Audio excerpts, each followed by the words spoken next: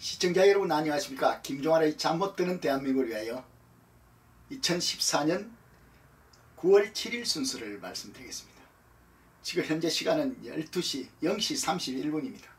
그렇게 늦은 시간이 아니지만은 어제 9월 6일은 참으로 한국 현대사에 있어서 큰 족적을 남긴 날로 기록될 것으로 저는 생각합니다.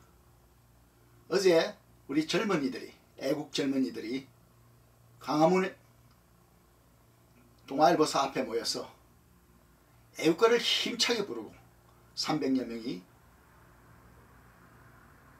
그 길 건너 이순신 장군 동상 밑에서 그 주변에서 포진하고 있는 세월호 특별법 요구 세력들을 향해서 맞불을 놓았습니다. 그리고 그 슬로건이 재미있습니다. 국회 해산과 조기 총선 실시입니다. 국회를 해산하고 조기 총선을 실시하라는 요구 자체가 이제 오늘로서 엄숙하게 하나의 애국운동으로 거대한 발을 디뎠다고 저는 생각합니다. 오늘 그 자리에서 시종 지켜보며 젊은이들을 격려하고 뒷바라지한 한 ROTC 2기생 노병의 말에 의하면은 오늘 모임에 모인 그 젊은이들이 서명운동을 받고 하는 그 모습에서 아주 든든하고 또한 비록 숫자가 대규모 군중과전에 이르지 않아도 오늘 300명이 모여서 서명을 하고 그리고 팔째로는 박정희 대통령이 평생을 좌우명으로 삼은 조국과 민족을 향해서 자기 삶을 바친다는 그 각오, 그걸 새긴 그 팔찌를 갖다가 서로 나눠 끼고 이랬다고 합니다.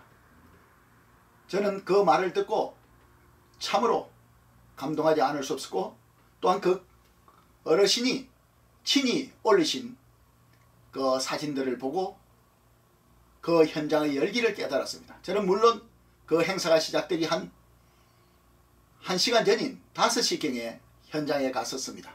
막 서명운동을 받기 시작했고 보통 애국운동 지금까지의 그 단체 위주 애국 집회와는 다른 그런 양상을 보인 것은 아기 공룡 마스코트를 또 풍선으로 만든 것을 가져다 또 놓았습니다. 그것이 친근감을 불러일으켰고 또한 한 여성 참가자께서 요즘 오실 때마다 데리고 오는 앵무새 한 마리가, 빨간 앵무새가 또한 마스코트 역할을 하고 있었습니다. 뭔가 친근감이 든다는 느낌을 받았습니다.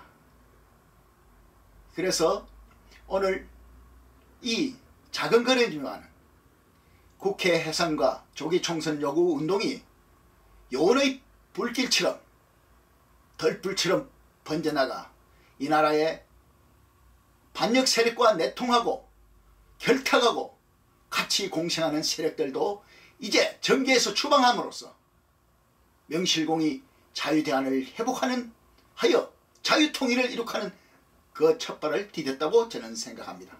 그렇지 않아도 어제 오후 일찍 저는 서울역에서 나오다가 한 기독교 단체에서 서울역 광장에서 전도하는 장면을 봤습니다. 그런데 이 유별난 단체의 유별난 전도사는 아주 큰 소리로 외치대고 있었습니다. 아시다시피 서울역 광장은 철도편을 이용하는 승객들이 지하철을 타기 위해서 에스컬레이터를 오르내리는 것입니다. 그 내리는 분들을 향해서 큰 소리로 말했습니다.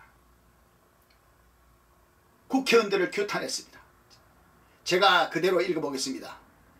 국회의원 이 나쁜 놈들아, 너희들은 벌을 받아야 마땅하고 저런 국회는 해산해야 한다. 큰 소리로 외치는 것입니다.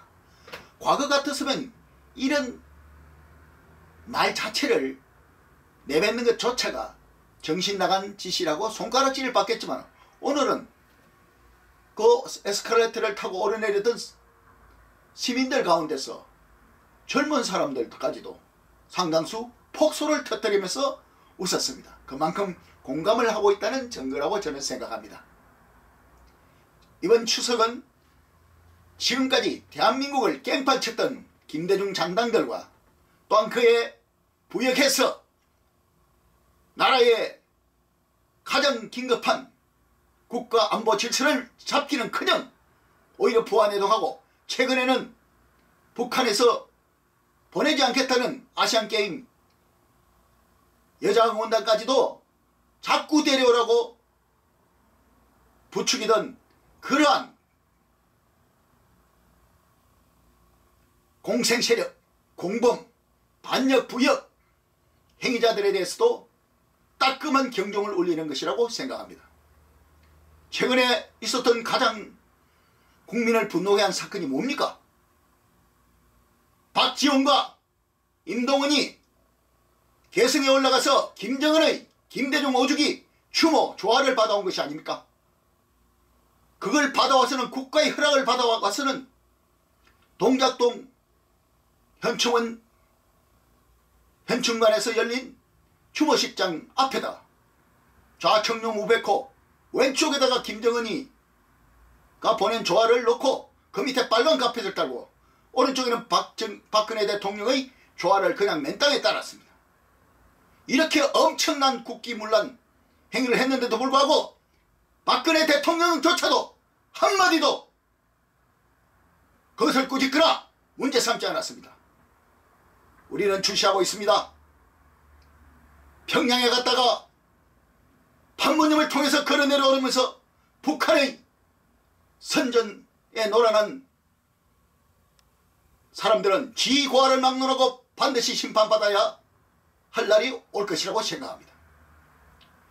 그 가오를 씻는 길은 대한민국의 국가 안보와 법질서 확립을 위해서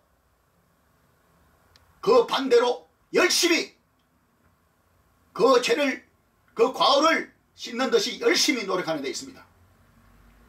이제 국민들은 지쳤습니다.